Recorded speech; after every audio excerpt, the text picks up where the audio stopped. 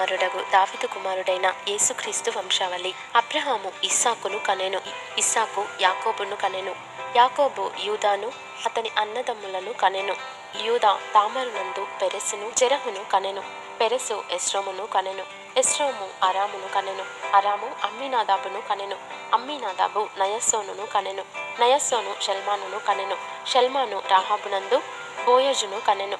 బోయజు రూతునందు ఓబేదును కనెను. ఓబేదు యెషయిని కనెను. యెషయి రాజైన దావీదును కనెను. ఊరియా భార్యగా నుండిన ఆమెయందు దావీదు సొలొమోనును కనెను. సొలొమోను రెహబామును కనెను. రెహబాము అబియాను కనెను. అబియా ఆసాను కనెను.